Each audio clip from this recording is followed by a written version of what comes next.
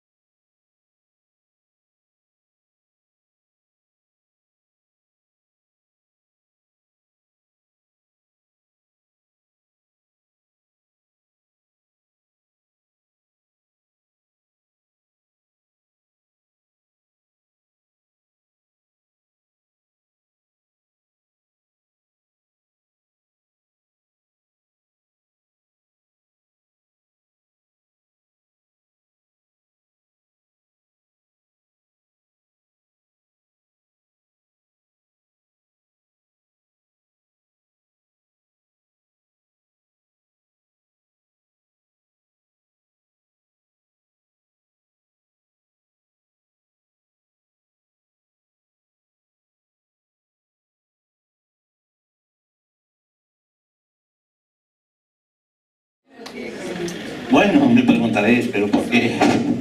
Porque les enseño este vídeo esta mañana, ¿no? No vamos a hablar del aborto, no se preocupen. Sí, si bien habría mucho que decir, ¿no?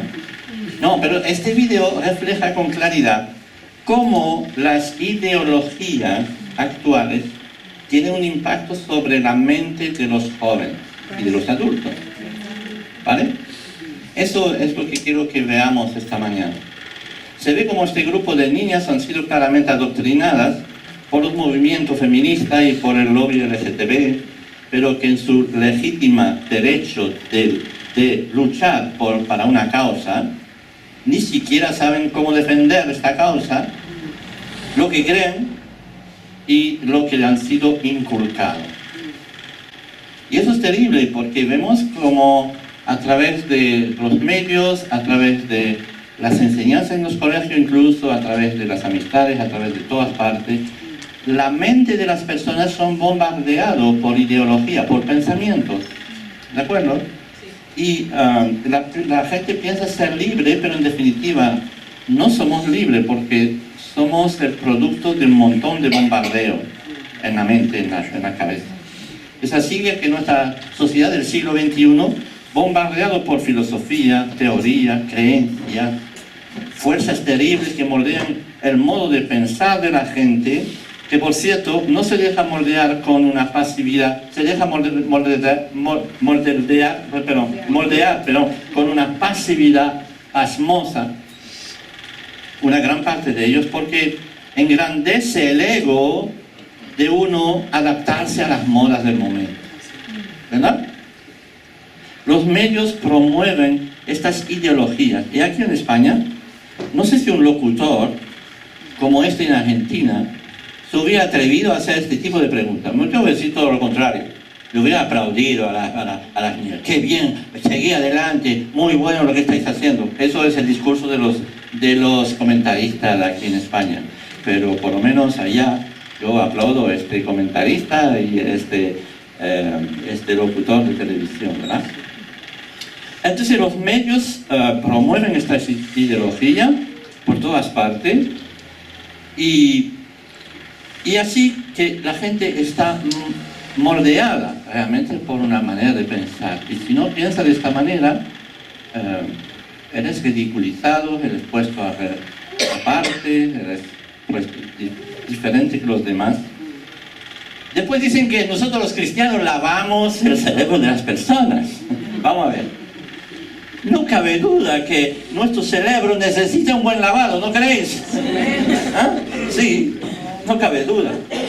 Después de tanta basura que hemos recibido desde pequeñitos y desde tantas informaciones que hemos recibido, es tiempo para ti y para mí de reorientarnos y de someternos a la enseñanza de Dios. Ajá, ahí toda la cuestión.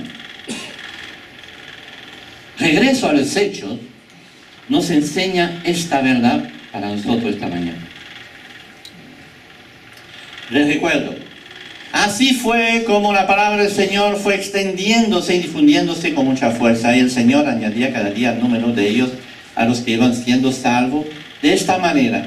¿De qué manera? Hemos hablado de muchas maneras, ¿verdad? Hemos hablado de la generosidad, la vez pasada hemos hablado de la diaconía, del servicio, de cómo los primeros cristianos se ponen al servicio realmente y empezaban a trabajar. Y es verdad, gracias a todos los que vinieron ayer, tanto para el reparto que para limpiar. Y sé, la semana pasada, un montón de gente se han adelantado para decir, yo voy a servir, y espero que seguís con la misma idea, ¿vale? Que no os habéis olvidado ya, ¿vale? Pero así es, ¿no? Pero hay tantas cosas, ¿no? La predicación y tantas cosas. Hoy vamos a ver el regreso a la didascalia. Ay, qué palabra más bonita, ¿no? Didascalia, dile a tu vecino, didascalia. Has hablado griego antiguo. ¿Qué significa? Significa simplemente, es una palabra que define lo que se enseña. A la enseñanza, a la doctrina, llamamos también esto de esta manera. Y vemos como los primeros discípulos, por eso se llaman discípulos, es que se ponían sujeto a un maestro que les enseñaba. Y la enseñanza de este maestro, tanto con su propia persona como con sus palabras y su idea y sus pensamientos hacían que los discípulos poco a poco se parecían y pensaban como el maestro. Por eso yo soy discípulo de Platón, por ejemplo, decía esto, significa que empezaban a pensar como Platón.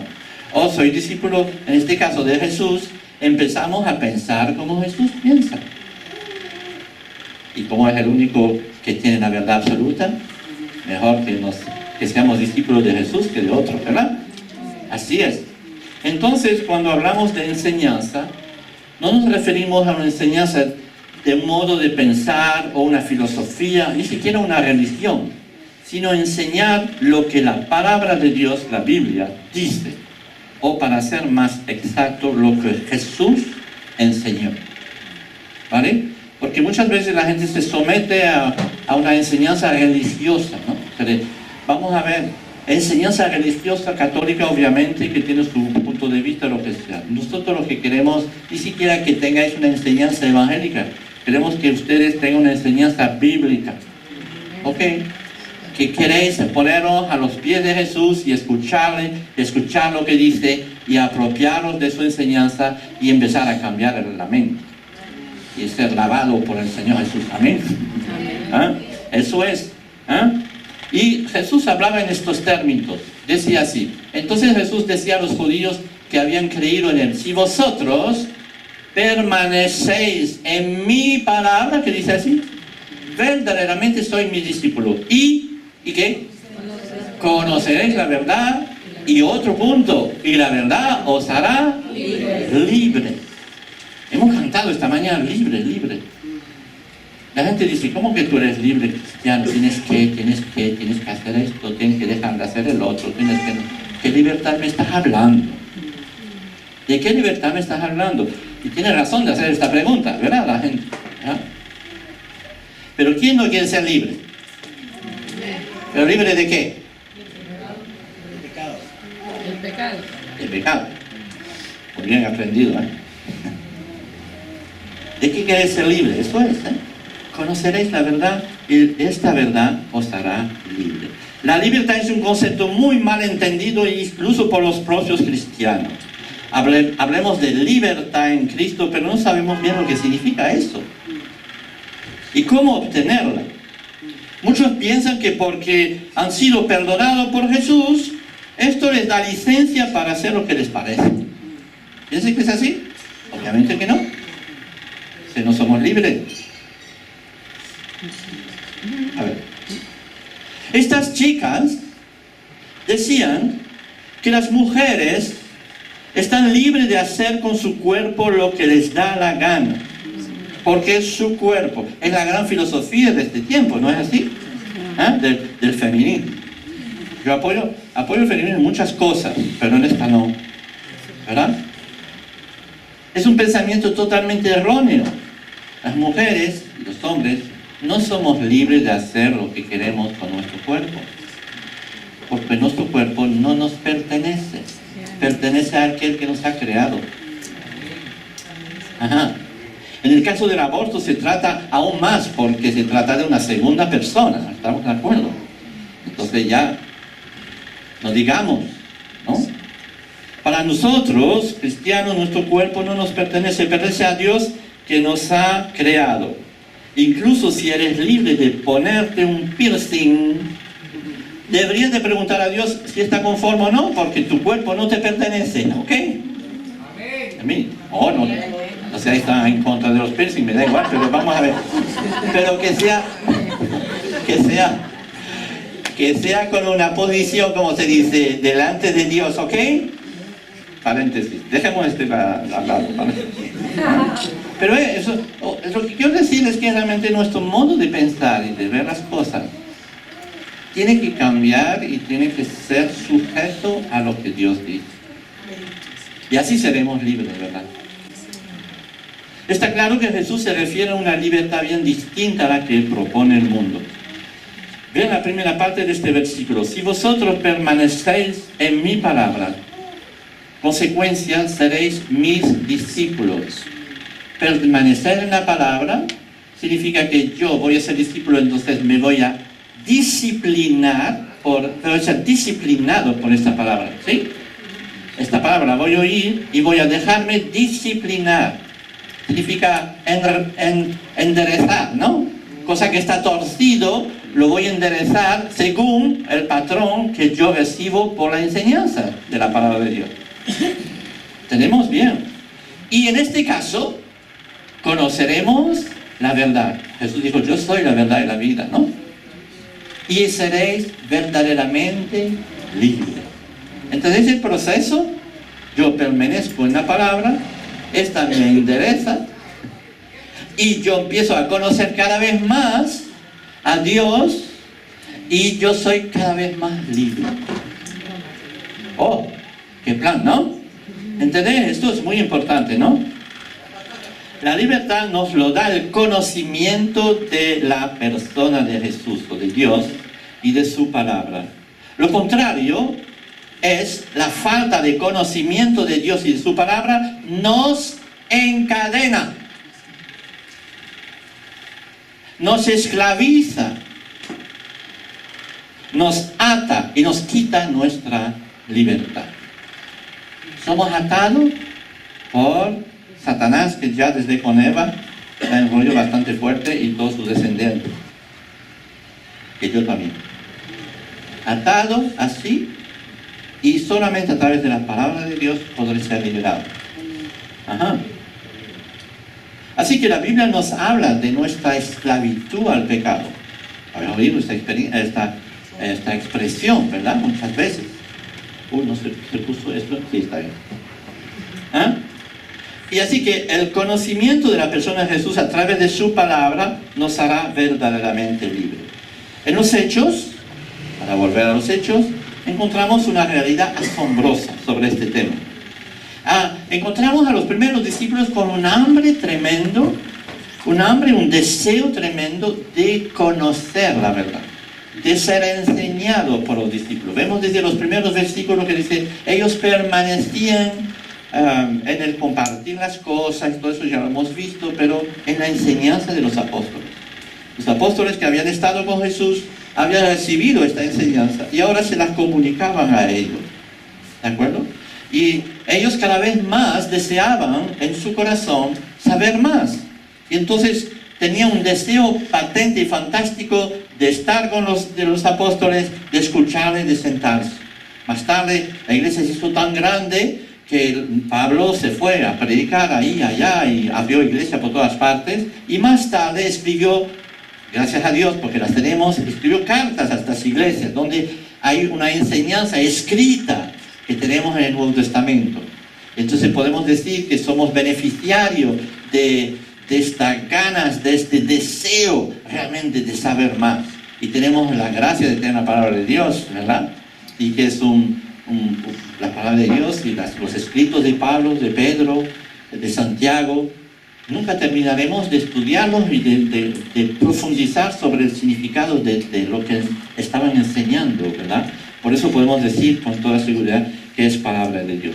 Y los apóstoles que estuvieron con Jesús pasaban mucho tiempo enseñando a la gente.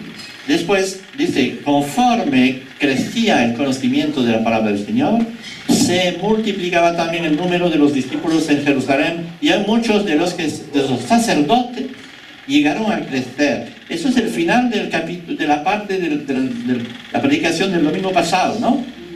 Vemos como la iglesia se organizó y nombró diáconos para servir, para hacer cosas especiales ahí. Y al final se escribe así, de conforme crecía el conocimiento de la palabra. No solo por la organización, pero más bien por el conocimiento de la palabra. Vemos, se multiplicaba también los discípulos, incluso algunos sacerdotes, fíjate, se habían sometido a esta enseñanza y habían recibido al Señor Jesús. Por primera vez los cristianos son llamados discípulos.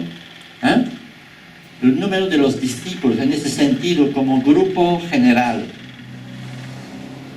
describiendo realmente cómo eran estos primeros cristianos. No eran solo cristianos, no solo creyentes, eran discípulos. Significa personas que se ponían bajo la disciplina de la palabra de Dios. Gran diferencia. Gente que sigue una enseñanza, eso es un discípulo. Uno de ellos será Esteban. Habéis visto la vez pasada que hemos visto que Esteban fue nombrado diácono para servir a las mesas, para la obra social de la época. Había Esteban y otro que era Felipe, ¿verdad? Y vemos al final del capítulo 6 y todo el capítulo 7, que son más de 60 versículos, cómo Esteban defiende la fe cristiana delante de los fariseos que están con piedras en la mano para tirárselo. No sé si habéis leído este texto, es absolutamente asombroso. ¿Cómo es posible que un simple diácono sepa tanto? Ni yo sé lo que sabía este hombre. Y era increíble porque empezó, y podéis leer todo el capítulo, y empezó a relatar toda la historia de Israel, y relatar y demostrar cómo los fariseos a través de todos los siglos se habían opuesto a la palabra de Dios. Y decía, ahora ustedes hacen exactamente lo mismo con nosotros. Se están oponiendo a lo que Dios quiere para vosotros. Y entonces se pusieron tan furiosos que empezaron a tirarle piedras y le mataron. Conocen la historia. Simplemente para decirle que este personaje, después de 2 o 3 años de convertido apenas, se sabía esto de forma absolutamente extraordinaria. Había crecido en conocimiento, lo que le permitió y hasta dar su vida por eso. Su convicción era total. Cristo había resucitado, Cristo era el Mesías, Cristo era el Dios en medio de nosotros, Cristo era el Salvador. Y nadie le puede quitar eso de la cabeza y del corazón. Por eso murió, por eso. Vemos un poquito más allá, ¿no? Vemos cómo va a defender la palabra con palabra, la verdad con palabra. Eso hicieron los primeros cristianos. Vemos como Pedro un poco más tarde es invitado a casa de un centurión romano y Pedro también va a explicar toda la verdad. Bueno, podemos ver era Pedro, bueno, Pedro era un apóstol, vamos, ¿no? Y de acuerdo, pero él sabía también cómo predicar y anunciar la palabra, ¿verdad? Después tenemos otro mucho menos importante que se llama Felipe, o sea, el peor de todos. No, se llama Felipe, ¿no? Y entonces este Felipe vemos como él también servía a las mesas, pero después, cuando terminó de servir a las mesas, se ve a la calle a predicar. Y entonces fue a Samaria, en un lugar un poco complicado, una región más complicada, digamos ahí como en el sur, ahí, y empezó a predicar a todos los que estaban por ahí, y muchos se convertían, un mago también se convirtió, aparentemente se convirtió, y de repente el Espíritu Santo le dice, vete por ahí, y salió y se fue a Guima, en un camino desierto donde no pasaba nadie, ¿no? Y ahí pues predicó a un eunuco que venía, un hombre importante de otro país, ¿verdad? Y lo interesante, cuando se sube al carro y se sienta al lado del hombre, ve que el hombre está leyendo un texto de la Biblia de Isaías, y el texto nos dice, y Felipe, saliendo de ahí, empezó a relatarle todo el plan de Dios a través del Antiguo Testamento, para llegar hacia el Mesías. Significa que Felipe estaba preparado. Y había, podemos ver, chupado, mamado, no sé cómo quería, de la fe cristiana, de la doctrina, y la conocía perfectamente para poder exponerla. Un simple diácono. ¡Wow! Y podemos seguir así, ver que todos estos primeros cristianos, cómo estaban alimentados y cómo crecía en su fe y su fortaleza en su fe, les hacía que estaban dispuestos hasta morir. Porque la convicción era total en sus corazones. Y para que tengamos una visión más clara de lo que quisiera compartir esta mañana, tenemos que ir en el capítulo 17. Hemos leído esta mañana esto, hemos saltado directamente al capítulo 17, nos encontramos que Pablo, ya convertido, y eso lo veremos la próxima vez, ya convertido, va y predica por todas partes, ¿verdad? Y entonces abre iglesia ahí, allá, en Corintio, en Efeso, en muchos lugares, en Samaria también estuvo, en fin. Y llega a un sitio que se llama Berea, y vamos a leer. Esta misma noche los hermanos enviaron a Pablo y Silas hasta Berea, y cuando estos llegaron allá, entraron en la sinagoga de los judíos, era su costumbre, que vamos a la iglesia, ¿no? Y ahí predicamos porque los judíos siempre que cuando visitaban una sinagoga de otros lugares, eran invitados a tomar la palabra. Entonces, claro, esta costumbre no podía fallar con Pablo. Dice, me va a invitar a hablar y no veas lo que les voy a decir. ¿No? Entonces, ahí va, ¿no? Entonces, estos eran más nobles que los de Tesalónica, pues recibieron la palabra con mucha atención, primero, y todos los días, ¿qué hacían? Examinaban las escrituras para ver si era cierto lo que se les anunciaba. ¿Quién va a hacer esto esta semana con lo que acabo de decirle? 3. Ustedes son todos creyentes a lo que yo digo, ¿verdad? ¿Entendéis lo que significa eso? Es que no tomaba por bueno todo lo que se les decía por ahí, sino que a la luz de la palabra, y bueno, Pablo nos dijo eso, ¿es verdad lo que nos dice? No somos tontos ahí que recibimos las historias así, y cuando tú vas a la televisión y te dice una bombada de esto, tú dices, ay, qué bien, porque lo dice la tele. La tele es más importante que la palabra, ¿verdad? La tele no puede fallar, la tele no puede mentir, nunca. ¿De acuerdo? Y es que inconscientemente en la mente de las personas es así, ¿verdad? Y hay noticias, y oyes las noticias y piensan que todas las noticias que te dicen ahí es verdadera. El otro día dijeron que un pastor evangélico había sido cogido por pederasta en España. Entonces la televisión fue, coge la primera iglesia que encontró, la iglesia bautista en Alicante, coge la cámara adelante, empezó a hacer preguntas a la gente. ¿Usted conoce el pastor de ahí? Y todo el mundo, sí. Como que, es pederasta, ¿qué pasó? ¿No? Resulta que era falso totalmente. Imagínate en qué apuro ha pasado el pastor de esta iglesia. ¿Puedes imaginar? No se trataba ni de esta iglesia, ni de este pastor, sino que de otra cosa, ni siquiera era un pastor reconocido. O sea que, mira a ver, ¿me entendéis? Y eso en el Canal 5, en las noticias oficiales. Vale, un paréntesis, ¿no? Para que no cogen por bueno todo lo que se les dice ahí, ¿Vale? ¿De acuerdo? Entonces, los de Berea eran más nobles, más inteligentes, más sabios, porque lo que se les enseñaba, ellos automáticamente, ¿a dónde iban? A la palabra. Porque la palabra es la base, es donde se enseña lo que es correcto y lo que no lo es. Se fueron a la palabra. Así que vemos que en su segundo viaje misionero, Pablo llega a Berea y vemos lo que pasa. Notar la expresión, estos eran más nobles que los de Tesalónica. Parece que los de Tesalónica eran más creyentes. ¿Ya? Pablo llega y creyeron y punto, ¿no? Pero en este caso no, buscaron y vieron realmente si lo que decía Pablo era verdad. No sé cuántos de ustedes revisen si lo que se dice aquí es verdad, o lo que oyen por ahí lo es, porque una sola verdad hay, ¿saben? Pero son múltiples las mentiras. Fíjense que estos discípulos de Berea no tomaban por bueno las enseñanzas recibidas, sino que las analizaban a la luz de las Escrituras.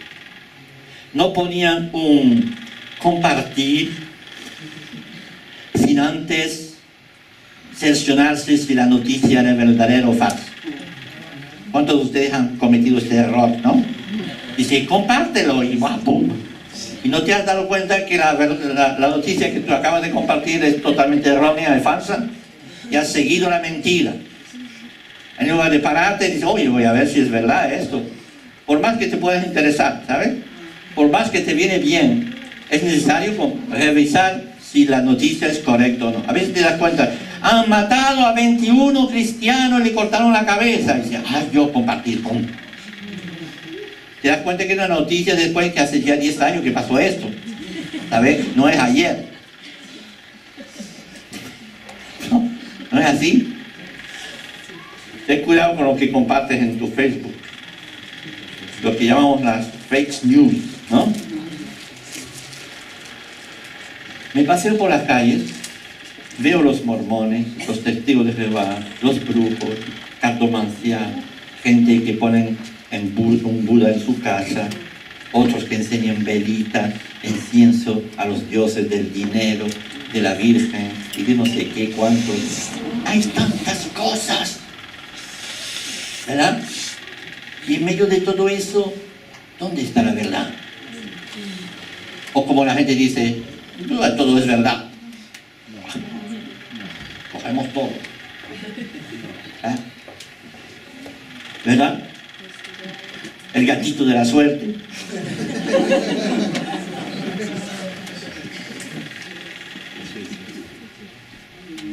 Y no nos damos cuenta que todas estas mentiras son ataduras.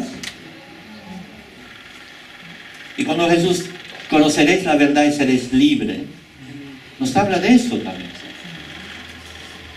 Seréis desatados de estas ataduras. Porque cuando conoceréis la verdad que está en Cristo, únicamente en Él, entonces seréis desatados de estas mentiras. Fuera de mí no hay camino. Yo soy la verdad, el camino, la verdad de la vida. La verdad os hará libre de todas estas cosas, porque estas cosas esclavizan. Y la gente está totalmente esclavizada por estas cosas. Y la gente dice, bueno, pero también creo en Jesús. Ah, vale, pues uno más, ¿no?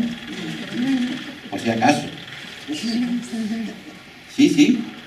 Y es así que la gente anda ya y viene de vez en cuando a la iglesia y dice, bueno, yo creo a lo que dice el pastor Felipe, está muy bien, muy bonito, es fantástico, pero después a mi casa pues tengo amuletos, tengo libros, no sé, tengo cosas y también me gusta saber estas cosas y en realidad confío en estas cosas más que lo que dice la iglesia, ¿verdad? Cuando suena la puerta y abréis y si somos los mormones, somos los testigos de Jehová, venimos a anunciarles la buena noticia, dices, ay, qué bien, o le cierras la puerta a la cara, ¡pum! No sé, depende de lo que tú vas a hacer con ellos, pero ¿estás preparado para anunciarle la verdad a esta gente? Pablo en su segundo viaje misionero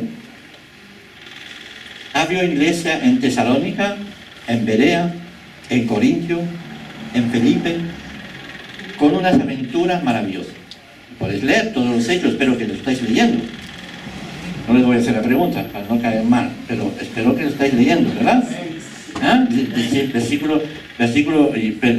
Capítulo tras capítulo. Pero bien, y llega un momento, vemos cuando leemos los hechos, llega a la iglesia, a la ciudad de Efeso. Y en Efeso, él va a predicar. Es una ciudad griega, una ciudad que va más bien con la inteligencia y trata de analizar las cosas. Pero es una ciudad muy interesante porque tiene una diosa ahí, de lo cual había, no sé, como 3.000 prostitutas en el interior del templo, y para comulgar con la diosa había que prostituirse con las prostitutas, o sea, echarse con las prostitutas. Era muy popular este burdel ahí, y todo el mundo viene del mundo entero para comulgar con la diosa Diana de los Efesios. ¿Conocéis esto, no? Y fíjate que el Evangelio llega en medio de esto, ¿no? En medio de esta locura, de esta contradicción. Pablo viene y predica y anuncia, y tenemos una carta a los Efesios y todo esto. Pero ¿qué es lo que pasó cuando predicó?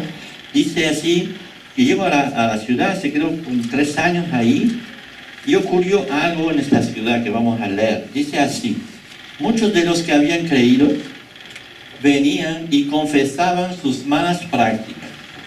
Confesión.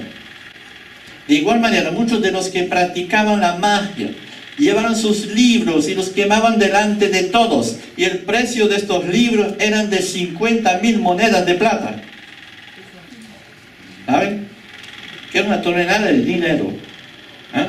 Y fue así como la palabra del Señor fue extendiéndose otra vez. ¿Qué hicieron esta gente? Hicieron limpieza en sus casas. Cogieron todo lo que era amuleto, como era de libros de magia, que eran cosas en las cuales ellos confiaban, estatua, la Virgen y todo lo demás, lo pusieron en una bolsa y llegaron al medio de la plaza y le echaron fuego. ¿Qué significa? Nosotros cortamos con todo eso y lo eliminamos. Algunos deberían de eliminar sus ordenadores, deben de eliminar su pornografía, sus libros y sus cosas y quemarla en la plaza pública. Una vez lo hicimos en esta iglesia, fue muy interesante. Había un cubo bastante grande, lleno, digo yo. De vez en cuando deberemos de volver a hacerlo. ¿Qué es lo que tienes en casa? A lo cual tú guardas ahí como, un regalito de mi madre. En fin, simplemente para decirle de esta manera, y yo repito, no es tanto el hecho sino el hecho de que hayan cortado con esto. ¿Entendemos? Porque ahora la verdad les hizo entender que hay que cortar con todo lo que es falso. Esto ocurría, Pablo llegaba, predicaba, enseñaba la palabra a la gente, los que la recibían se convertían y cortaban de inmediato con su manera de pensar, de creer de forma antigua. Quemaban en la plaza pública sus antiguos dioses, porque la verdad les hacía libres de estas mentiras que les esclavizaban. ¿Cuántos creyentes se quedaron así? Han creído, pero no han cortado. No han quemado su pornografía, su hechicería, sus creencias antiguas. Siguen con el Dios del dinero. Esto sí que es difícil de quemar, ¿no? Pero tiene que ser quemado en la plaza pública. La Biblia dice de sí mismo que es un alimento. ¿No habéis oído esto, verdad? Que es un alimento que alimenta de verdad. Al comienzo de su ministerio, Jesús es confrontado a la tentación del diablo que le decía de convertir piedras en pan. ¿Conocen esta historia? ¿Y qué es lo que contestó Jesús? No solo de pan vivirá el hombre, sino de toda palabra que saldrá de la boca de Dios. El verdadero alimento es la palabra de Dios. Toda la Biblia se refiere a esta enseñanza. Aquí, Toda la Biblia se refiere a esta enseñanza, que es pan del cielo para nosotros, para alimentar nuestras almas, para que podamos tener vida. La encarnación de la palabra de Dios es Jesús mismo. Juan lo dice, el verbo se hizo carne, ¿vale? Si no conocemos de su palabra, si no comemos de su palabra, moriremos, dice el Señor. Me gustaría que pudiéramos reflexionar sobre ello en este momento. Los primeros discípulos crecían en número, es verdad, pero eran liberados de la tiranía del pecado y de la tiranía del legalismo judío a la vez. Y eso por oír, entender y poner en práctica la palabra. Yo me pregunto, ¿con qué alimento te nutres tú? ¿Con qué alimento nutres tu alma tú?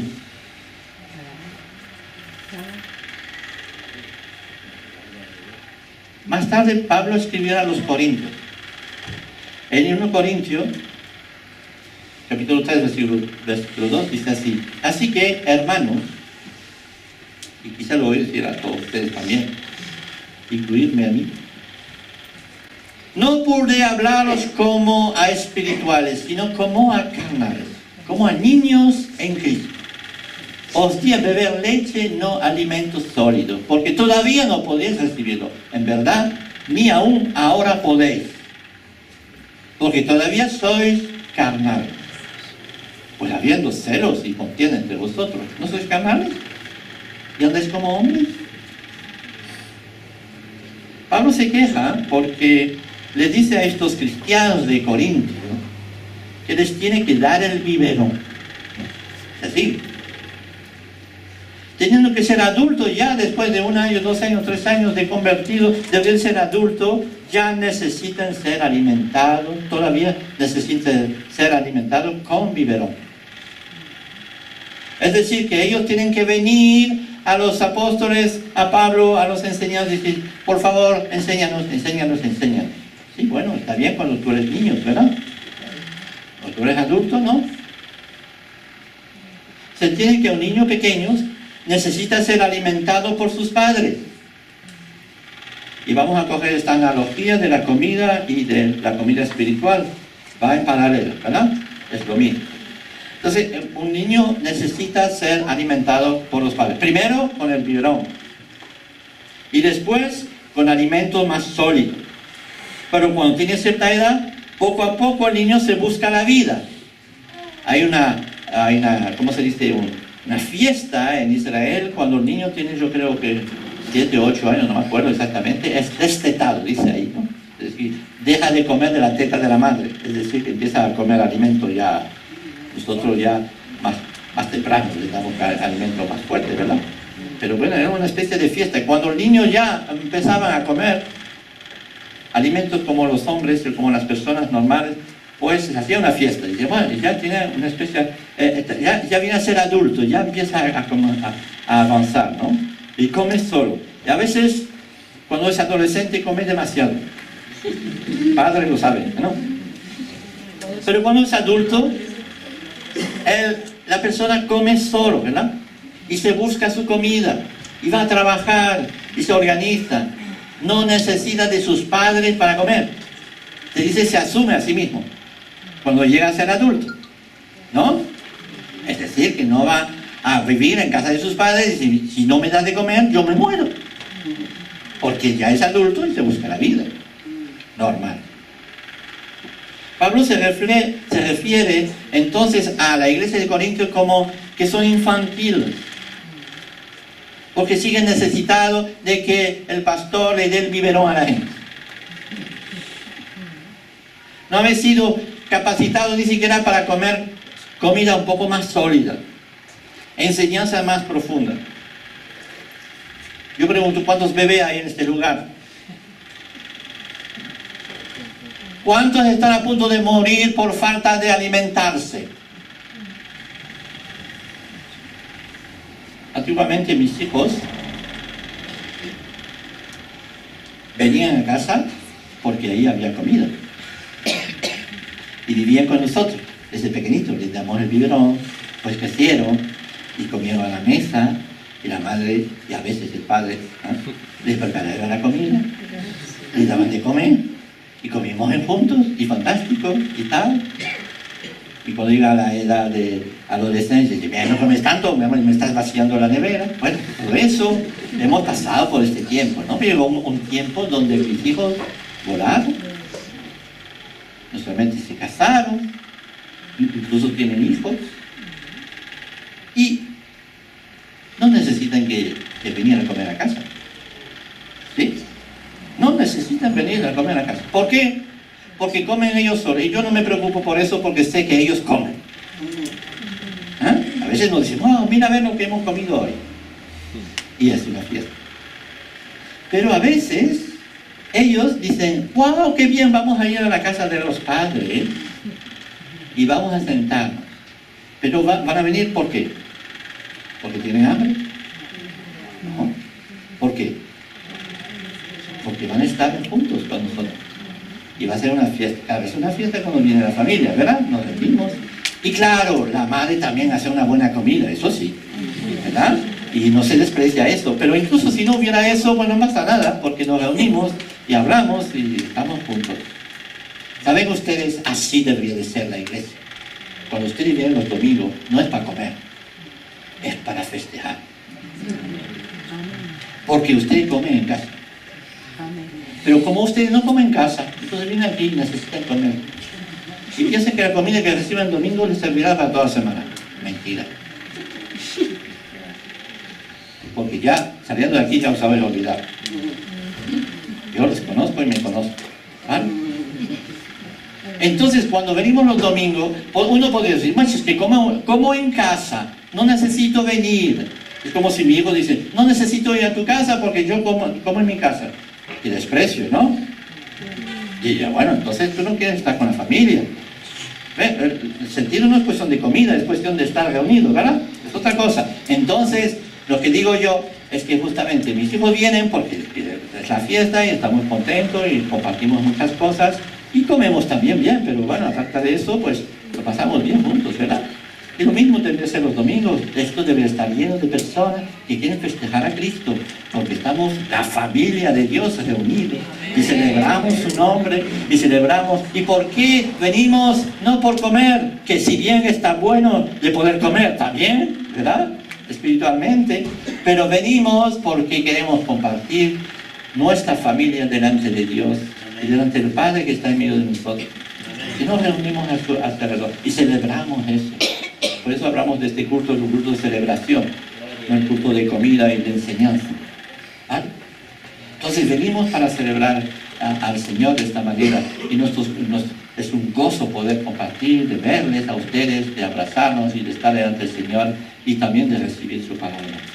Pero eso se hará cada vez más patente y verdadero cuando ustedes, como yo, comeremos todos los días en casa.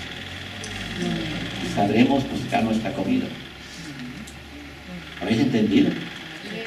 Y lo que pasaba en la iglesia de los Hechos es que ellos comían. Comían con los apóstoles, pero después comían solos. Tenían una intimidad con Cristo personalmente. ¿Cuántos de ustedes comen la palabra cada día en su casa solo? ¿Saben? El apetito se pierde cuando no se come. Y menos se come, menos se desea comer, espiritualmente hablando.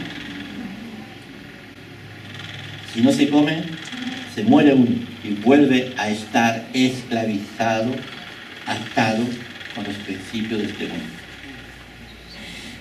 Cuando uno come, le viene el apetito para más y es liberado en Cristo.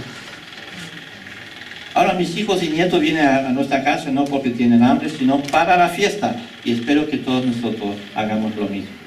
Pablo habla de un combate espiritual para esta libertad en Cristo, que consiste en la transformación de nuestra manera de pensar, de creer, lo que hará que, obedeciendo a las enseñanzas de Dios a través de su palabra, nos hará vivir realmente en la verdad y en la libertad.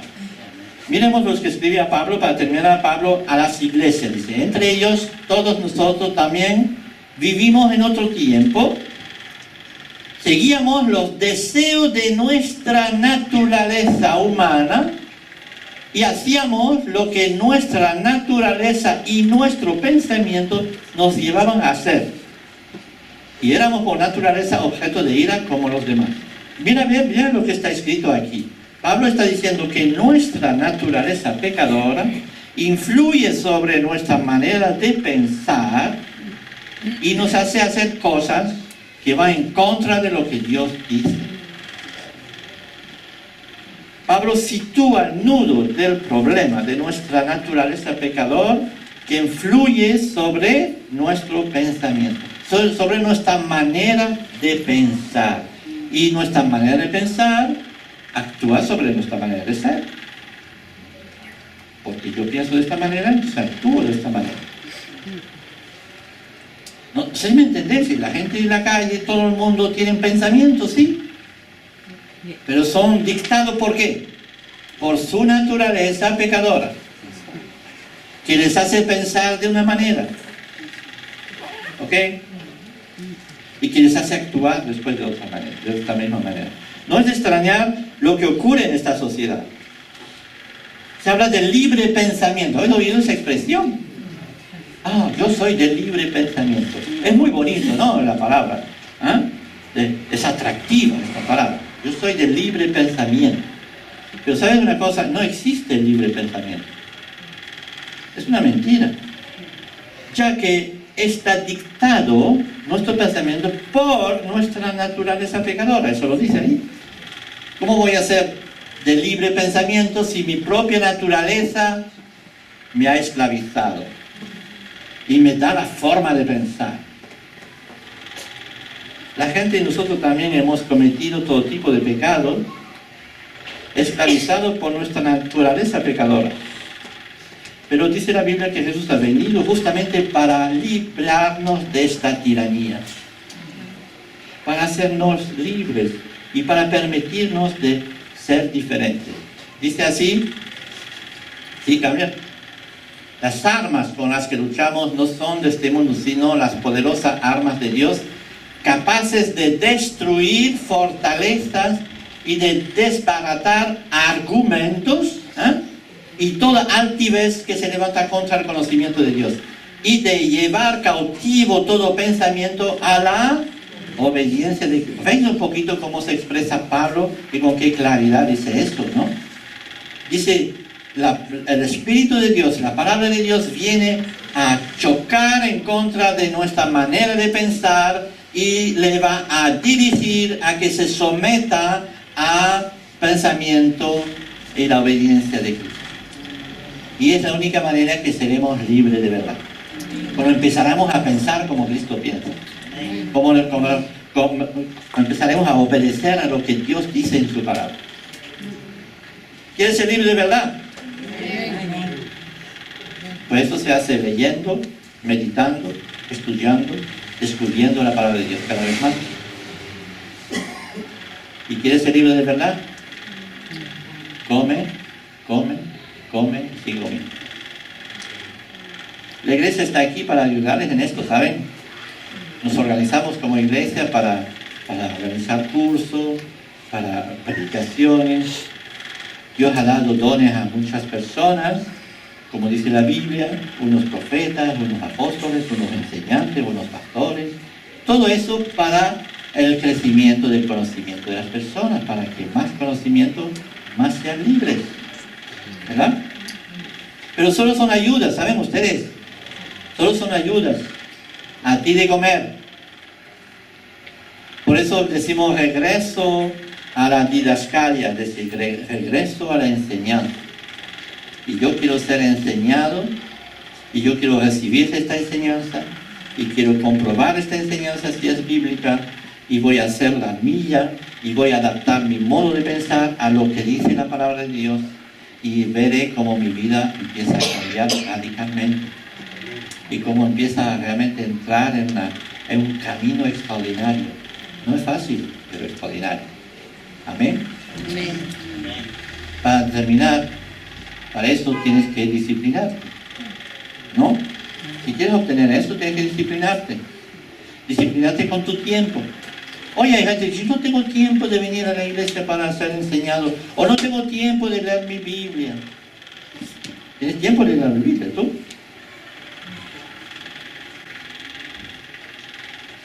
A ver, no lo voy a decir. ¿Cuántas horas de televisión tienes tú? Y después dice que no tienes tiempo. Vamos a ver. O sea, el tiempo lo tenemos para lo que queremos hacer con él. 24 horas tienes tú y yo también. ¿Verdad?